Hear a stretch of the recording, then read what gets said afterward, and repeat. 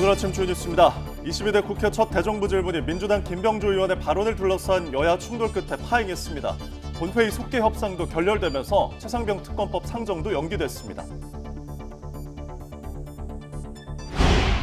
최저임금위원회가 내년에도 모든 업종에 동일 금액으로 최저임금을 적용하기로 했습니다.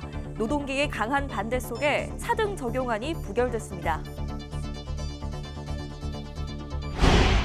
한 온라인 쇼핑몰이 경영난을 이유로 갑자기 폐업을 통보하면서 정산이 밀린 입점 업체들이 피해를 호소했습니다.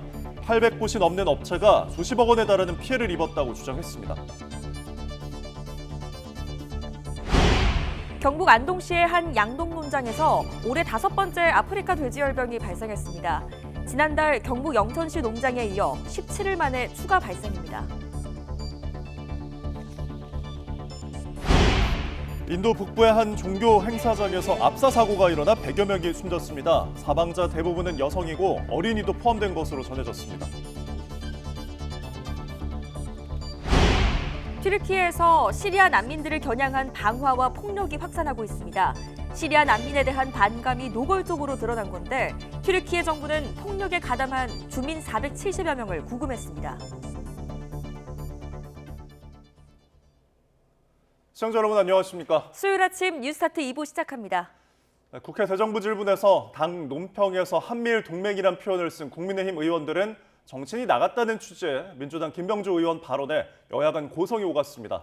대정부 질문은 여야 충돌 끝에 파행됐는데요. 관련 발언 직접 들어보겠습니다. 여기 웃고 계시는 정신 나간 국민의힘 국회의원들은 국민의힘 논평에서 한미일 동맹이라고 표현을 했습니다. 아니, 국민의힘 논평에서 어떻게 한미일 일본과 동맹의 단어를 씁니까? 그리고 홍준표 대구시장도 한미일 자유주의 동맹을 했습니다. 정신이 나가도 한참 나갔죠. 국민의힘 의석에서 정신 나갔다는 소리가 있었다고 하면서 사과하라고 요구가 들어와 있습니다.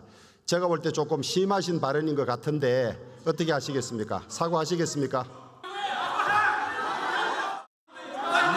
동맹하자고 하는데 정신이 나가는 김병조 의원님, 동맹이라 하겠습니다. 과하신 말씀하신 것 같은데 사과하시고 진행하시죠.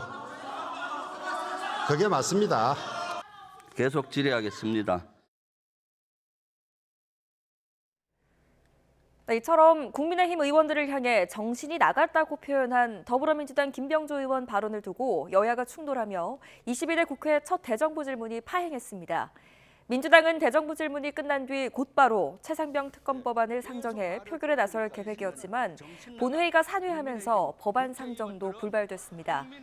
국민의힘 추경호 원내대표는 김 의원이 막말에 대한 공식적인 사과를 하지 않으면 내일도 본회의 참석이 어렵다며 국회 윤리위원회에 김 의원 제소도 검토하겠다고 밝혔습니다. 민주당 박찬대 원내대표는 국민의힘이 국회 파행을 유도했다며 오늘 경제 분야 대정부 질문을 위해 열리는 본회의에서 최상병 특검법 상정을 추진하겠다는 뜻을 내비쳤습니다. 최저임금위원회가 내년에도 업종별 차등 적용을 하지 않고 모든 업종에 동일한 금액으로 최저임금을 적용하기로 했습니다.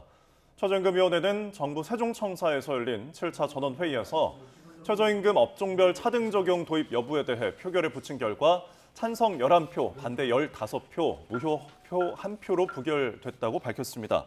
앞서 경영계는 소상공인들의 인건비 압박 등을 이유로 식당과 편의점 등 일부 업종에 대한 최저임금 차등 적용 도입을 요구했지만 노동계는 최저임금 취지에 맞지 않다며 결사 반대 입장을 보였습니다. 다음 회의는 내일 오후 3시 정부 세종청사에서 열립니다. 경북 안동시의 한 양동 농장에서 아프리카 돼지열병이 발생했다고 아프리카 돼지열병 중앙사고수습본부가 밝혔습니다. 돼지 190여 마리를 기르고 있던 이 양동 농장에서 최근 폐사가 증가하자 농장주가 방역기관에 신고해 아프리카 돼지열병으로 확인됐습니다. 이는 지난달 15일 경북 영천시 농장에서 보고된 사례에 이어 17일 만에 추가 발생이고 올해 5번째로 확인된 양돈 농장 확진 사례입니다. 인도 북부에서 열린 힌두교 행사에서 압사 사고가 발생해 116명이 숨졌다고 현지 언론이 보도했습니다. 인도 현지의 언론인 NDTV 등은 우타프레시 대시주 하트라스 지역의 힌두교 예배 장소에서 압사 사고가 발생했다고 밝혔습니다. 로이터 통신은 현지 언론을 인용해 현재 116명이 목숨을 잃었다고 보도했습니다. 사고 발생 후 인근 병원으로 옮겨진 부상자 가운데 중상을 입은 경우가 많아 사망자가 계속 늘어나고 있습니다. 튀르키예에서 시리아 난민을 겨냥한 집단 폭력이 확산하고 있습니다. 튀르키예 국영방송 TRT 하베르 등 현지 언론은 현지 시간 1일 저녁 튀르키예 정부 카이세리에서 주민들이 시리아 난민이 사는 집과 가게에 돌을 던지고 차에 불을 질렀다고 보도했습니다. 시리아 난민을 노린 폭력은 튀르키예 최대 도시인 이스탄불 외곽과 안탈리아 등 각지에서 벌어지고 있다고 현지 언론들이 전해왔습니다.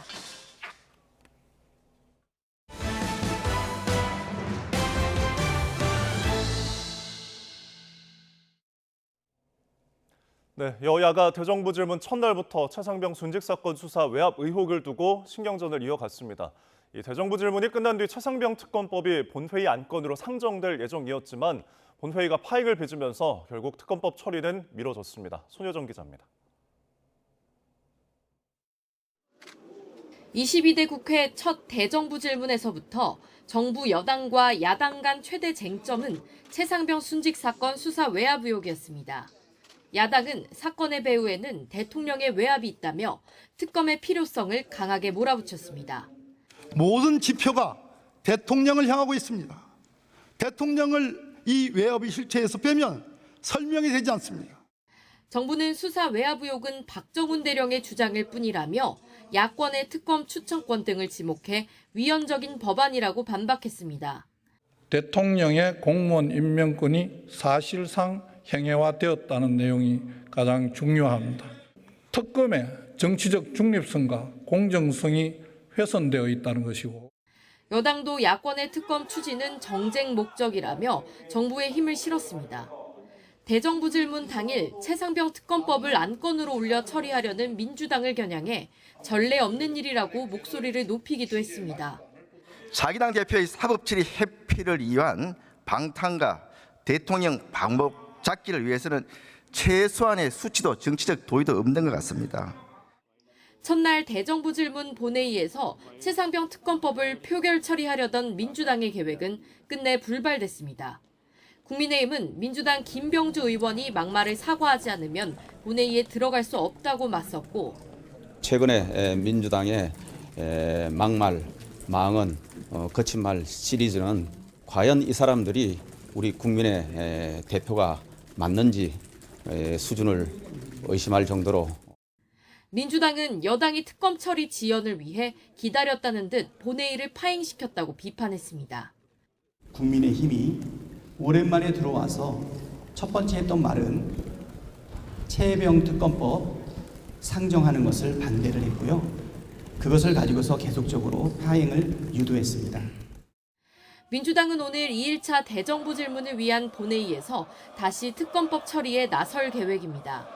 국민의힘이 무제한 토론, 필리버스터로 맞대응할 가능성이 큰 가운데 22대 국회 첫 임시회부터 파행과 갈등으로 마무리될 거란 우려가 적지 않습니다. YTN 손효정입니다. 여야는 국회 과학기술정보방송통신위원회 전체 회의에서 라인야후 매각 사태를 둘러싼 정부의 책임 여부를 놓고 공방을 벌였습니다. 더불어민주당은 과학기술정보통신부가 이 사안과 관련해 외교부, 산업통상자원부 등 관계부처와 실무자 간 전화통화를 하는 게 다였다며 정부 대응이 부족했다고 지적했습니다. 반면 국민의힘은 정부가 판단을 잘못했거나 고의로 사태를 야기했다고 보긴 어렵다며 정부를 옹호했습니다. 네이버 최수현 대표는 라인야후 사태와 관련해 단기적으로 지분을 매각하지 않을 것이라고 밝혔습니다. 국회 과학기술정보방송통신위원회 전체 회의에 증인으로 나온 최 대표는 단기적으로 지분을 매각하지 않는 것이냐는 의원의 질의에 단기적으로는 그렇다고 답했습니다. 이어 장기적 계획에 대해서는 모든 기업이 그렇지만 중장기 전략 결정에 대해 확답을 하기 어렵다고 말했습니다. 노동계와 경영계가 팽팽하게 맞선 최저임금 차등 적용 여부가 최저임금위원회 표결에서 부결됐습니다. 이미 법정 시한을 넘긴 최저임금위원회는 다음 회의부터는 최저시급 인상폭 논의에 속도를 낼 예정입니다. 홍선기 기자가 취재했습니다. 내년도 최저임금 결정 법정 시한을 넘긴 최저임금위원회는 여전히 업종별 차등 적용을 놓고 경영계와 노동계가 팽팽하게 맞섰습니다.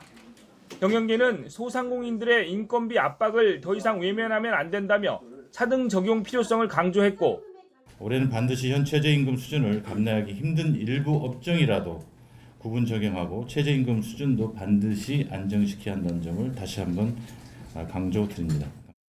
노동계는 최저임금위원회가 최저임금법을 위반할 수는 없다며 결사 저지 입장을 강조했습니다. 헌법과 최저임금법을 훼손하며 업종별 차등 적용을 논의할 이유가 없습니다. 이 차별 적용을 불확실한 표결로 결정되는 것을 저희는 지켜만 보고 있지는 않을 것입니다.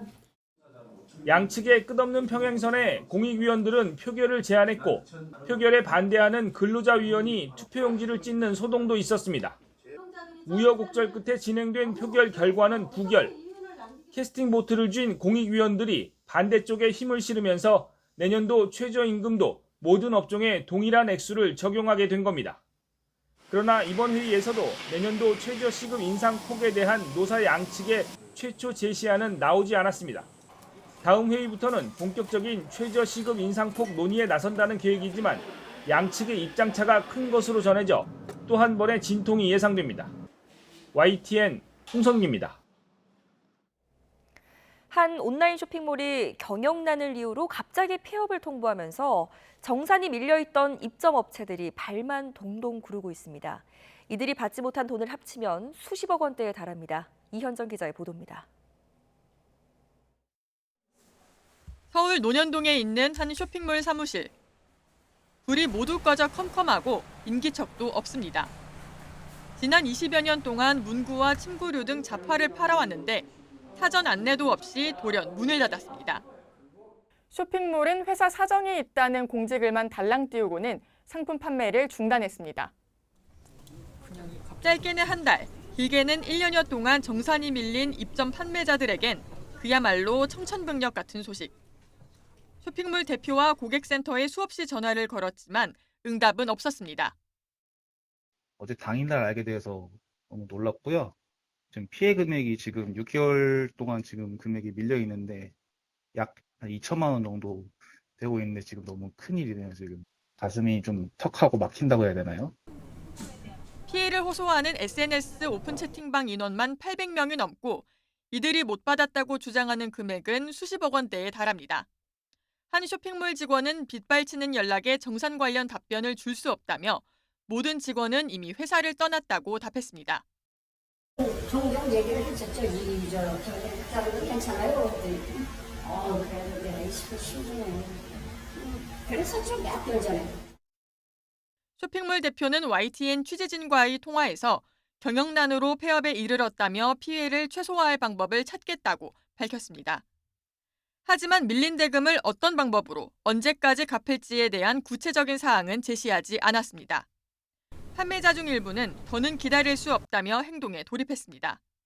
서울 강남경찰서와 대구 북부경찰서 등의 고소장을 접수하고 법적 대응에 나선 겁니다.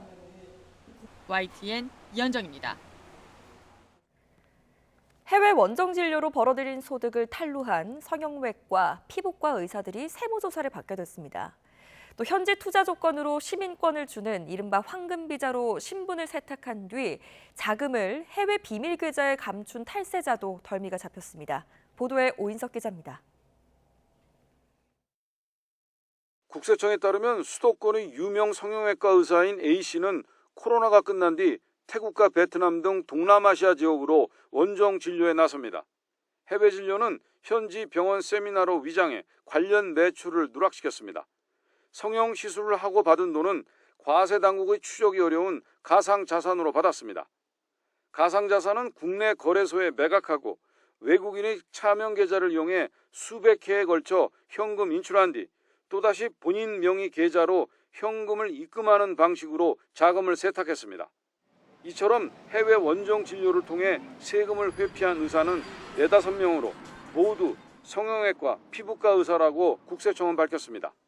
미신고 해외 수익에 대한 세무당국의 추적을 피하기 위해 국적을 바꾸거나 법인 명의를 위장한 신분 세탁 탈세자 11명도 덜미가 잡혔습니다. 황금 비자로 국적을 바꾼 뒤 검은 머리 외국인으로 입국해 해외 비밀 계좌에 숨긴 자금을 동거하는 외국인의 국내 계좌로 송금하고 호화 주택을 구입한 사업가도 조사 대상에 올랐습니다.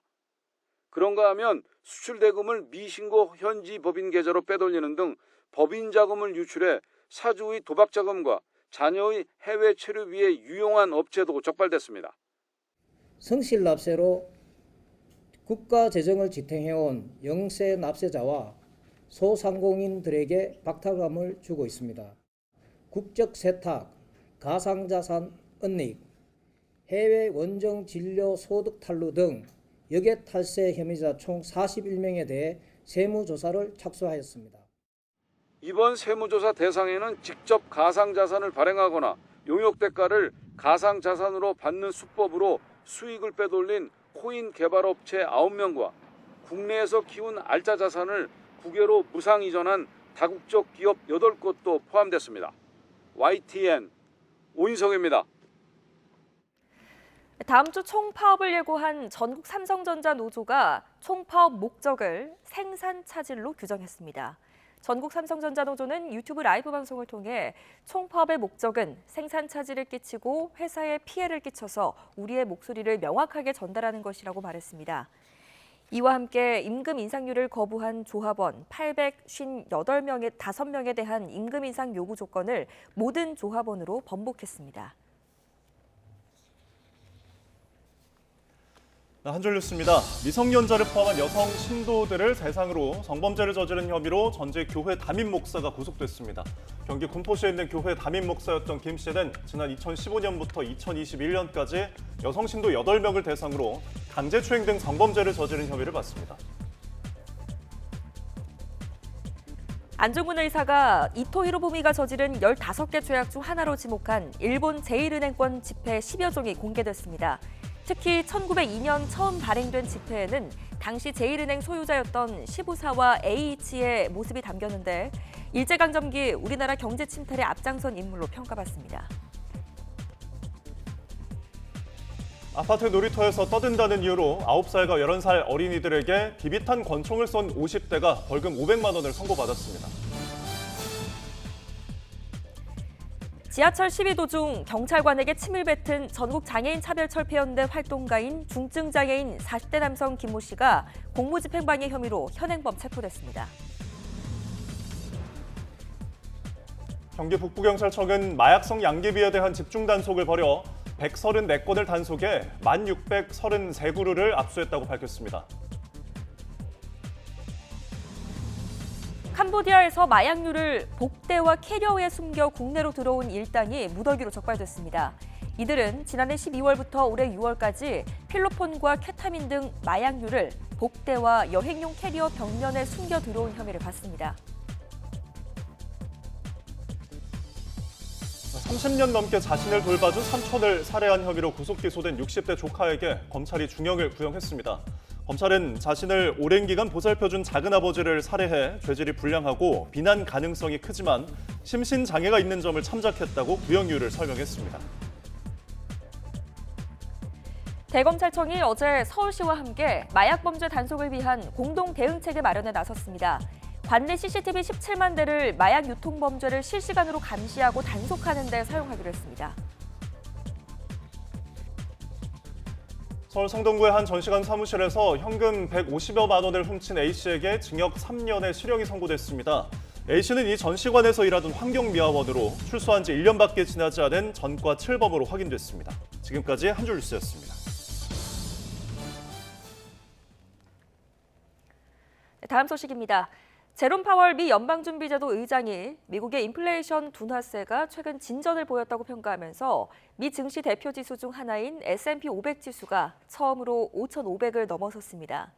뉴욕 증시에서 S&P 500 지수는 전장보다 0.62% 오른 5,509.01에 거래를 마쳤습니다. 다우존스 30 산업평균 지수는 0.41% 오른 39,331.85에 기술주 중심의 나스닥 지수는 0.84% 상승한 18,028.76에 각각 마감했습니다. 인도 북부의 한 종교 행사장에서 압사 사고가 발생해 116명이 숨졌습니다. 인도에서는 좁은 장소에 너무 많은 사람들이 몰리면서 이 같은 참극이 반복되고 있습니다. 신웅진 기자의 보도입니다. 사고가 발생한 힌두교 행사 현장입니다. 인도 수도 뉴델리에서 남동쪽으로 200km가량 떨어진 하트라스 지역에서 또 참사가 벌어졌습니다. एक के ऊपर एक के ऊपर एक जो दबे गए जो खत्म हो गए फिर दो लोग वागन ने खींचे 병원에 이송된 사람만 150명 이상으로 파악됐는데 시간이 갈수록 사망자가 늘어나고 있습니다. 로이터 통신은 현지 매체를 인용해 100여 명이 숨졌다고 보도했습니다. 목숨을 잃은 사람 대부분은 여성이고 어린이도 있는 것으로 전해졌습니다. 현지 당국은 무덥고 습한 현장에서 일부 참가자가 빨리 나가려고 서두르다가 사고가 일어난 것으로 보고 있습니다. एक आयोजन भोले बाबा का समागम हो रहा था, जिसमें जब समागम अंत हो रहा था तो उस समय अत्यधिक उमस के कारण जब वहां से लोग निकलने को हुए तो उस समय ये घटना कारित हुई है। 주최 측이 허가받은 인원은 5,000명이었는데 그 3배인 15,000여 명이 몰린 것으로 전해졌습니다. 나렌드라 모디 인도 총리는 유가족과 부상자 등에게 위로를 전하고 관계 당국에 신속한 대처를 지시했습니다.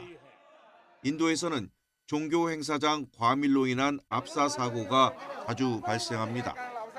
2011년 남부 케랄라주 종교 행사에서 100여 명이 깔려서 목숨을 잃었고 2013년에는 중부 마디아 프라데시주에서 115명이 숨지는 등 유사한 사고가 끊이지 않고 있습니다. YTN 신웅진입니다. 튀르키예에서 시리아 난민들을 노린 방화와 폭력이 확산하고 있습니다. 난민에 대한 반감이 노골적으로 드러난 건데 시리아에서도 반튀르키예 시위가 이어져 사망자가 발생했다는 주장이 나왔습니다. 이경아 기자의 보도입니다. 늦은 밤 무리지어 나타난 주민들이 상점문을 부수려 덤벼듭니다. 발로 차고 돌을 던지는 것으로 모자라 몽둥이도 휘두릅니다. 이들이 노린 것은 시리아 난민들이 사는 집과 가게. 튀르키예 중부 카이세리를 시작으로 이스탄불과 안탈리아 등 각지에서 난민을 겨냥한 방화와 폭력이 확산하고 있습니다. 경찰이 공포탄과 물대포를 쏘며 해산에 나섰지만 이들은 좀처럼 물러나지 않습니다.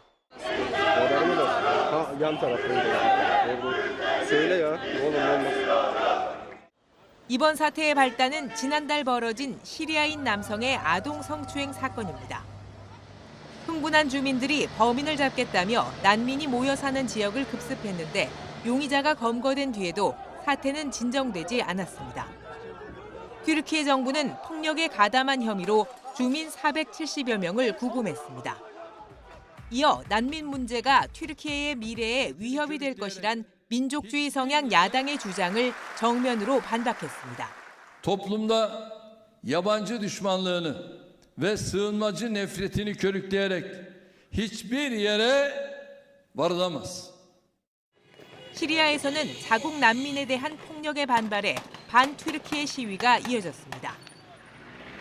참가자들은 시리아 주둔 튀르키예 군 기지 앞에서 열린 시위에 군이 총을 쏴 사망자가 나왔다고 주장했습니다. بمظاهرة سلمية خرجت أمام السرايا في مدينة عفرين. قوبلت هذه المظاهرة بإطلاق الرصاص الحي المباشر من قبل عناصر الجيش التركي الموجودين ضمن السرايا. 사태가 격화하자 튀르키예 측은 주요 국경 검문소 일부를 폐쇄했다고 외신이 전했습니다. 튀르키예에는 360만 명이 넘는 시리아 난민이 오랜 내전을 피해 정착해 살고 있습니다. YTN 이경아입니다. 오늘 낮까지 곳곳에 비가 이어진 뒤에 장마가 잠시 소강 상태에 들겠습니다. 남부지방은 기온이 크게 올라서 무더위가 기승을 부린다고 합니다. 자세한 날씨 알아보겠습니다. 원희다 캐스터. 네, 기상센터입니다. 네, 지금도 여전히 비가 내리는 곳이 있다고요? 네, 현재 충청 이남을 중심으로 장맛비가 내리고 있습니다. 이 지역에 계신 분들은 출근길 교통안전에 유의하셔야겠는데요. 특히 붉은색의 강한 비구름이 전북과 경북에 영향을 주면서 이들 지역에는 시간당 20mm 안팎의 장대비가 집중되고 있습니다. 비는 오늘 낮까지 조금 더 이어지겠고 경기 동부와 강원도는 밤까지 이어지는 곳도 있겠습니다. 그 사이 예상되는 비의 양은 대부분 지역에 5에서 많게는 40mm가 되겠습니다. 오늘 오전까지 충청 이남에는 시간당 20mm 안팎의 강한 비가 예상됩니다. 또 해안가를 중심으로는 여전히 강풍특보가 남아있어 주의하셔야겠습니다. 네, 그럼 낮부터는 기온이 다시 크게 오르는 건가요? 네, 맞습니다. 장마가 소강 상태에 드는 사이 날씨가 다시 더워지겠는데요. 습도가 높은 탓에 무척 후텁지근하겠습니다. 지난 밤 사이에도 남부 곳곳에서 열대야가 나타났습니다. 현재 서울 기온은 23.7도, 대구 27.9도를 나타내고 있습니다. 한낮에는 남부와 제주도를 중심으로 폭염특보가 내려질 가능성이 있겠습니다. 오늘 낮 기온은 서울 27도, 강릉 30도, 대구 33도까지 크게 오르겠습니다. 네, 마지막으로 앞으로 장마 전망도 전해주시죠. 네, 내일 밤부터는 다시 전국에 비 예보가 들어 있습니다. 다음 주에도 비가 내렸다 그치기를 반복하겠고요. 곳에 따라 벼락과 돌풍을 동반한 호우가 예상됩니다. 대비 철저히 해주시기 바랍니다. 지금까지 기상센터였습니다.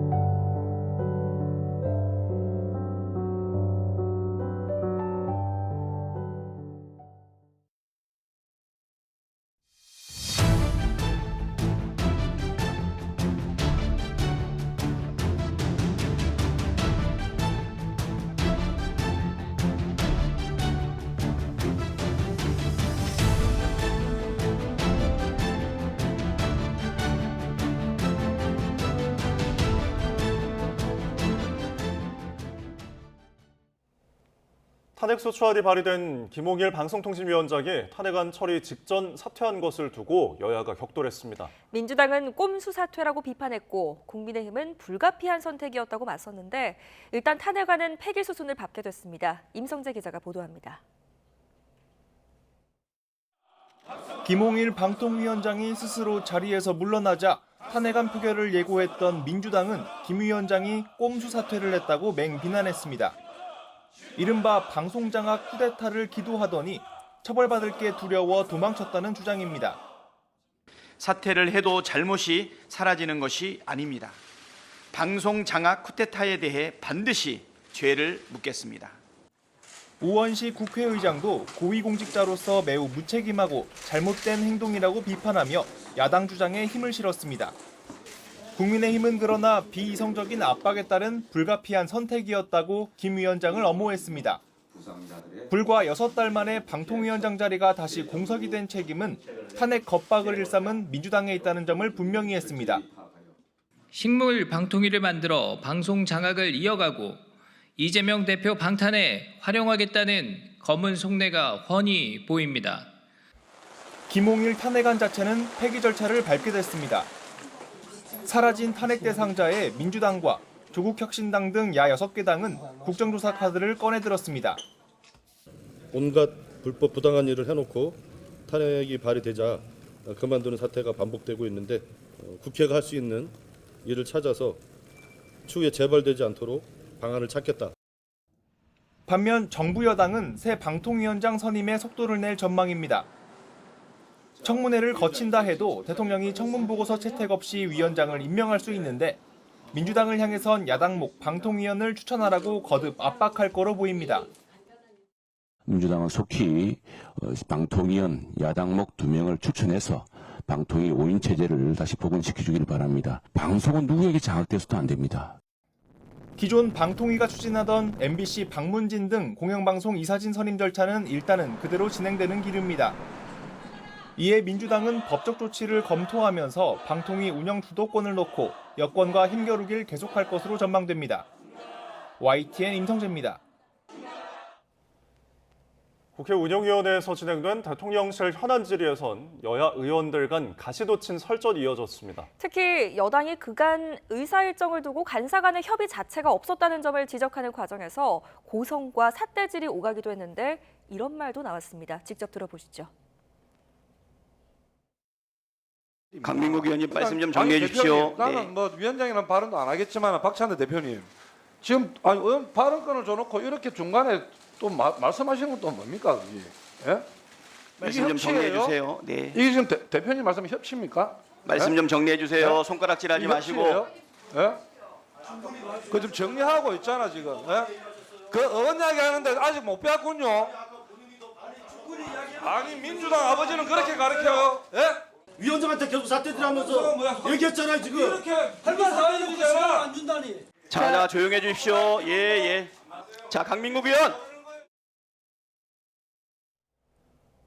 국민의힘 한동훈 당대표 후보가 자신을 향한 초보 운전자 등 경쟁 후보들의 비판에 할 말이 그런 것밖에 없는 것 같다며 날을 세웠습니다. 원희룡 후보는 한 후보가 지금이라도 최상병 특검법 주장을 철회하라고 거듭 압박했습니다. 김다연 기자가 보도합니다. 한동훈 후보는 YTN에 출연해 본인을 향한 공격이 너무 많아 하나하나 챙겨보지 못할 정도지만 참고 가겠다고 말했습니다. 특히 초보 운전자가 운전대를 잡을까 두렵다는 원희룡 후보의 공세 발언엔 일일이 대응하지 않겠다면서도 이렇게 답했습니다. 개별적인 질문에 대해서 특별히 언급하지는 않겠습니다. 저런 거밖에 할 말씀이 없으신가? 라는 생각을 좀 하게 되네요. 또 원 후보를 겨냥해 전당대회에 등 떠밀려 나온 건 본인이 아니냐며 친윤 지원설, 용산 지원설을 암시하는 듯한 뼈 있는 말도 남겼습니다. 민심이 요구하면 최상병 특검뿐만 아니라 한동훈 특검도 받을 거냐는 물음에 공수처와 경찰 수사가 다 끝나 무혐의로 나온 사안이라고 반박했습니다. 하지만 원희룡 후보는 제3자 추천 방식의 최상병 특검법 주장을 철회하라고 거듭 요구했습니다. 특검은 민주당의 낚시질에 불과하다는 겁니다. 일방적인 주장을 처리하고 자 그러면 처음부터 논의를 다시 해보자. 논의는 언제든지 열려 있습니다. 윤상현 후보도 한 후보 협공에 나서 총선 책임론을 재차 꺼내들며 지금은 반성할 때라고 꼬집었습니다. 이재명 대표하고의 싸움에서 진 분, 총선 과정에서 책임 있는 분, 자숙과 성찰의 시간이죠.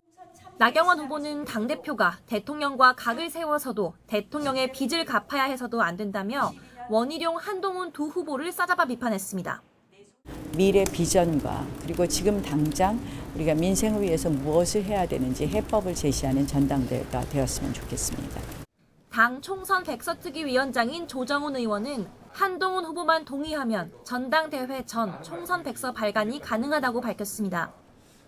총선을 진두지휘했던 한 후보로선 백서가 자칫 감점으로 다가올 수 있지만 일각에선 최상병 특검에 이은 승부수가 될 수도 있다는 분석도 나옵니다. YTN 김다연입니다. 9명의 목숨을 앗아간 서울시청역 앞 교통사고 가해 운전자, 사고 직후에 급발진을 주장했던 것으로 알려졌죠. 최근에 판례를 살펴보니 법원에서 급발진이 인정된 사례는 극히 일부에 불과했습니다. 김철희 기자가 정리했습니다. 참사를 일으킨 60대 운전자는 사고 직후 급발진을 주장했습니다. 우리 법원이 자동차를 몰다가 사람을 죽거나 다치게 한 뒤 급발진을 주장했던 운전자들에게 어떤 판단을 내렸는지 살펴봤습니다. 최근 2년 동안 이뤄진 급발진 관련 1심 판결 7건을 분석해보니 무죄가 선고된 건 단 한 건뿐이었습니다. 형량의 경우 최소 벌금 200만 원에서 최대 금고 4년까지 다양했습니다. 이러한 판단에는 운전자 주장보다는 사고 기록 장치, EDR 자료나 브레이크 등 점등 여부 등 객관적 자료가 결정적인 역할을 한 거로 분석됐습니다. 다양한 정황상 운전자가 사고를 피하려고 최대한 노력한 흔적이 남은 경우만 예외였습니다. 제주지법 사례의 경우 운전자가 충돌을 피하기 위해 노력을 다한 점이 무죄 근거로 작용했습니다. 다만 이 경우에도 급발진을 인정한 것은 아니었고 차량 시스템 문제일 가능성도 완전히 배제할 수 없다는 정도였습니다. 급발진 차량들은 보면은 회피 동작들이 나옵니다. 사람들을 피하고 가급적이면 가드레일이라든지 이런 걸 받아서 속도를 멈추려고 하는 그런 동작들이 나오거든요. 이번 사고의 경우에도 운전자가 사고를 피하려는 적극적 노력을 했는지 등이 재판에 영향을 줄 전망인데 경찰은 CCTV와 블랙박스 영상뿐 아니라 국립과학수사연구원 분석 결과 등을 토대로 사고 전후 사정을 살펴볼 계획입니다. YTN 김철입니다. 네, 이번 서울시청역 역주행 사고를 낸 운전자 현직 버스기사로 알려졌죠. 8년 이상의 버스 운전 경력에 과거 화물차 운전기사로 일한 이력까지 있는 것으로 파악됐는데요. 그래픽으로 함께 보시죠. 네, 경찰이 수사 중인 상황에서 정확한 사고 원인이 밝혀지지 않아서 운전자 주장대로 급발진인지 운전 부주의인지 속단할 수 없는 상황인데요. 사고 이후 불거진 논란 가운데 하나 바로 나이였습니다. 운전자 나이가 68살로 전해지면서 고령자 운전에 대한 논란이 재점화된 겁니다. 고령화가 심화하면서 관련 교통사고도 늘고 있는데요. 지난해 65세 이상 운전자가 가해자인 교통사고는 4만 건에 육박해 사상 최고치를 기록했습니다. 앞서 올해 2월 연신내역 인근 도로에서 구중 연쇄추돌 사고를 내 1명이 사망하고 13명이 다친 사고가 발생을 했는데 이때도 운전자가 70대 남성이었고요. 지난 3월 구룡터널 교차로, 4월 성남 판교 노인종합복지관 주차장 사고 역시 각각 운전자가 80대와 90대 고령층이었습니다. 고령 운전자 교통사고가 증가하면서 대책 강화 필요성 꾸준히 제기가 됐습니다. 만 75세 이상 운전자는 3년마다 운전면허를 갱신하도록 정해져 있고 고령 운전자를 대상으로 면허 자진 반납제도 시행하고 있는데요. 65세 이상 운전자가 면허를 자진 반납하면 지자체별로 10에서 30만 원 정도의 현금을 지원하기도 합니다. 하지만 참여율은 고작 2%대로 저조합니다. 이 때문에 좀 더 실효성 있는 정책이 필요하다는 지적이 잇따랐는데 정부가 지난 5월에 내놓은 조건부 면허제 도입이 탄력을 받을지 주목됩니다. 조건부 면허제는 운전 능력이 저하된 고령자를 포함한 고위험군 운전자를 대상으로 야간, 고속도로 운전 금지 등 조건을 걸어서 면허를 허용하는 겁니다. 하지만 당시 고령자의 이동권을 침해할 수 있다는 반발에 부딪히면서 법제화가 되지 못했습니다. 그렇다면 해외에선 고령자 운전면허를 어떻게 관리하고 있을까요? 우리보다 먼저 고령화 사회로 접어든 미국이나 독일 등에선 고령 운전자에게 엄격한 제한을 두는 조건부 면허제를 시행하고 있습니다. 일본에서도 70세 이상은 고령자 강습을, 75세 이상은 인지기능 검사와 운전기능 검사를 받아야 합니다. 또 뉴질랜드는 75세 이상부터 면허를 갱신해야 하는데 의사의 운전면허용 진단서를 필수로 제출해야 합니다.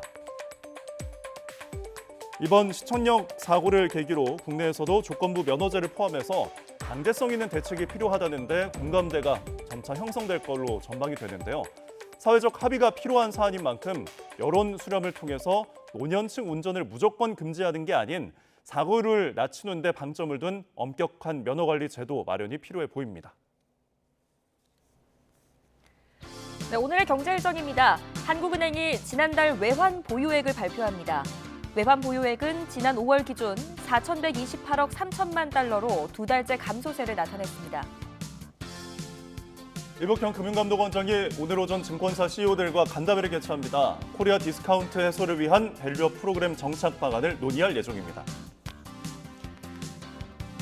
올해 상반기 K푸드 수출 실적이 발표됩니다. K푸드 열풍이 불고 있는 가운데 지난해 수출액이 역대 최대를 기록하며 올해 상반기 실적도 기대를 모으고 있습니다.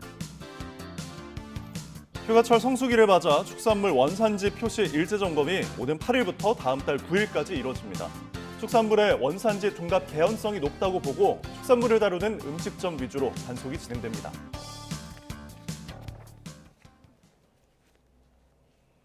한국소비자원이 소비자 1,600명을 대상으로 국내 4대 편의점 만족도를 조사한 결과 GS25가 3.89점으로 1위를 차지했습니다. CU가 3.79로 2위였고 이마트24가 3.75, 세븐일레븐이 3.61점으로 뒤를 이었습니다. 종합 만족도는 5점 만점에 3.75점으로 3년 전보다 0.22점이 올랐습니다.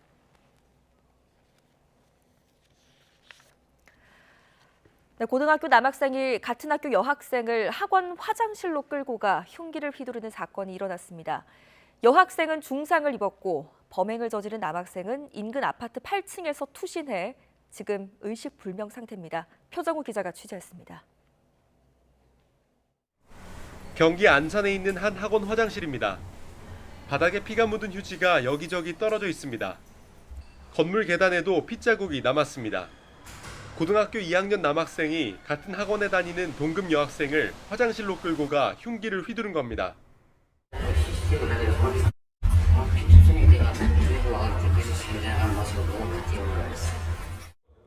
남학생은 범행을 저지른 뒤 근처에 있는 아파트로 도주했습니다. 그리고 어머니에게 전화해 투신하겠다고 말한 뒤 8층에서 뛰어내려 의식이 없는 상태로 병원에 옮겨졌습니다. 얼굴과 팔 등을 크게 다친 여학생은 병원으로 옮겨져 수술을 받고 회복 중인데 생명에 지장은 없는 것으로 알려졌습니다. 두 학생은 같은 학교에 다니지만 다른 반인 것으로 확인됐습니다. 경찰은 남학생을 특수상해 혐의로 입건하고 살인미수 혐의를 적용할지도 검토하기로 했습니다. 또 피해 여학생이 회복하는 대로 두 사람의 관계와 정확한 사건 경위를 조사할 예정입니다. YTN 표정우입니다. 캄보디아에서 시가 70억 원어치 마약을 국내로 밀수한 일당이 부더기로 검찰에 적발됐습니다. 복대와 운동화에 마약을 숨겨 들어왔는데 심지어 이번 범행에 10대 청소년들도 가담했습니다. 임혜진 기자입니다. 운동화 밑창을 뜯어내자 흰 비닐이 나옵니다. 여행용 가방 안에도 분말이 된 비닐 봉투가 붙어 있습니다. 인천국제공항을 통해 몰래 들어오려다 적발된 필로폰입니다. 캄보디아에서 필로폰과 케타민 등을 국내로 반입하려던 밀수 조직이 검찰에 붙잡혔습니다. 이들이 들여온 마약류는 시가 70억 원어치에 달합니다. 필로폰 무게만 21kg이 넘는데 71만 2천 명이 동시에 투약할 수 있는 양입니다. 마약 밀수에 가담한 이른바 지객꾼들은 세관 단속을 피해 이렇게 복대나 신발 밑창에 마약을 숨겨 들어왔습니다. 베트남에 있던 20대 총책 A씨는 텔레그램으로 고액 아르바이트를 미끼 삼아 밀수책을 모집했습니다.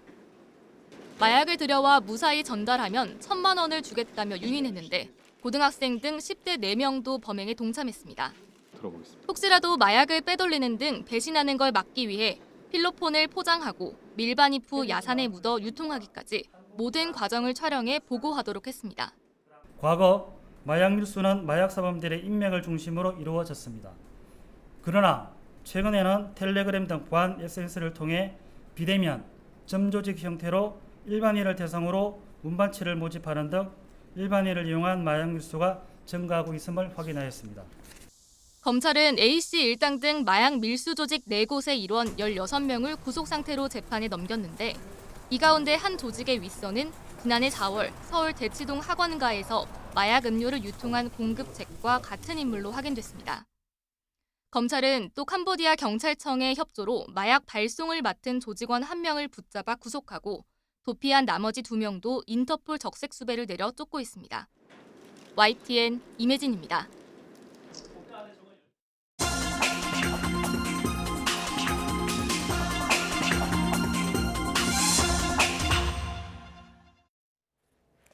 오늘의 글로벌 픽입니다. 중국 남부의 젖줄 양쯔강에 올해 첫 홍수가 발생했습니다. 강변 도시들은 2020년 양쯔강 홍수 이후 4년 만에 둔치의 관문을 닫고 비상 대비 태세에 돌입했습니다. 베이징 강정규 특파원입니다. 바닥에 깔린 철판을 치우고 옹벽 안에 숨겨뒀던 두꺼운 철문을 끌어당깁니다. 다른 곳에선 철기둥 사이에 알루미늄판을 하나하나 쌓아 올립니다. 강변으로 나가는 통로를 막아 일종의 홍수 방지용 장성을 설치하는 겁니다. 预计未来1周，长江中下游干流及两湖水位将快速上涨，总涨幅约1.5米到2米。 중국 중부 내륙에 폭우가 쏟아지면서 양쯔강 중하류에 올해 첫 홍수가 발생했습니다. 양쯔강을 끼고 있는 후베이성 우한시는 강변에 설치된 관문 132개 가운데 절반 이상을 닫았습니다. 지난 2020년 3,700만 명 넘는 이재민을 낸 양쯔강 홍수 이후 4년 만에 관문 폐쇄입니다. 不入梅以来，包括长江中下游的，一共是有51条河流发生超警戒水位以上的洪水。 양쯔강 유역 4개 성엔 3급 홍수 경보가 내려졌습니다. 연안 항만이 폐쇄되고 선박 운행도 중단됐습니다. 초당 2만 5천 세제곱미터의 물을 방류하던 산샤댐은 홍수 위험을 낮추기 위해 14,000 세제곱미터로 줄였습니다. 각지의 저수지에 물이 가득 차올라 민가가 없는 농경지 쪽으로 둑을 허물어 버리기도 합니다. 하필 양쯔강을 따라 형성된 장마 전선에 홍수 방지 총력전이 벌어지고 있습니다. 베이징에서 YTN 강정규입니다. 인도 북부에서 열린 힌두교 행사에서 압사 사고가 일어나 116명이 숨졌다고 현지 언론이 보도했습니다.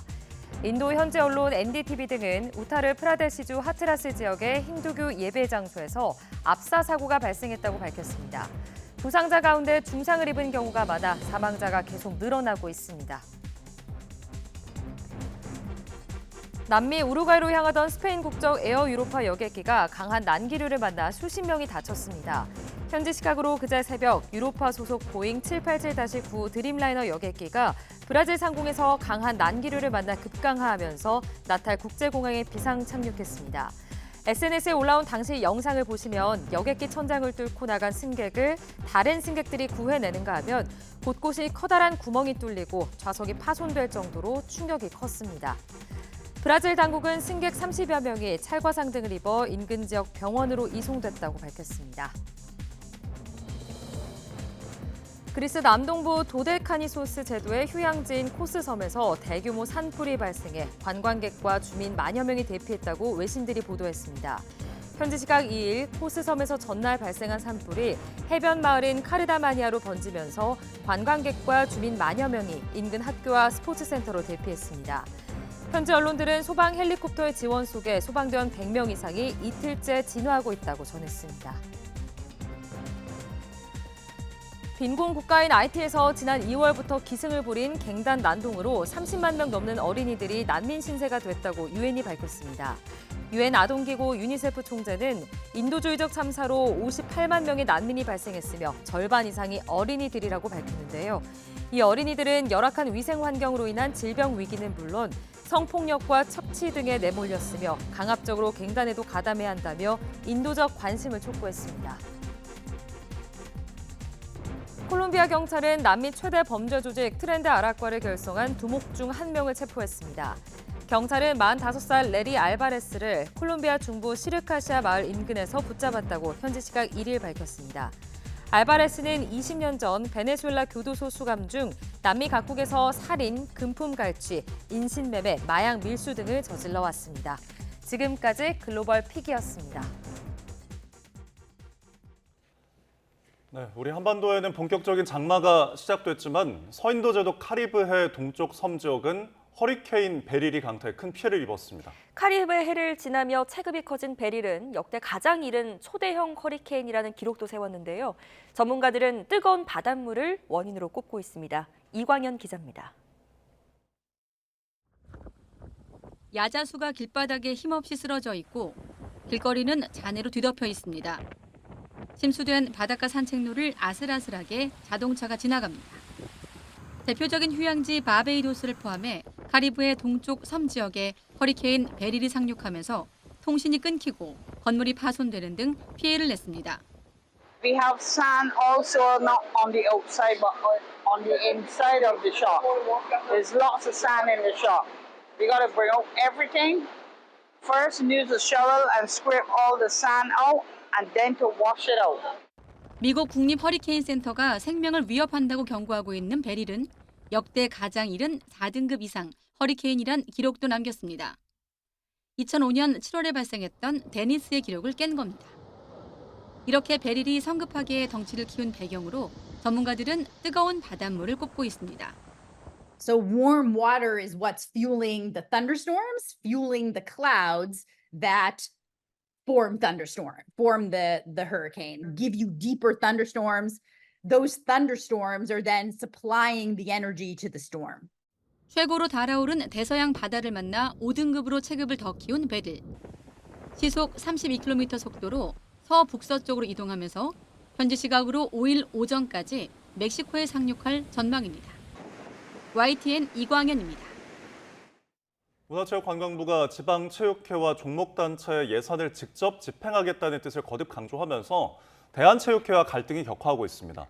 문체부는 유인촌 장관 주재로 체육 분야 간담회를 열어 체육계의 자율성을 강화하기 위한 다양한 논의 중 하나로 예산 직접 교부도 있다며 예산 직접 집행을 재차 거론했습니다.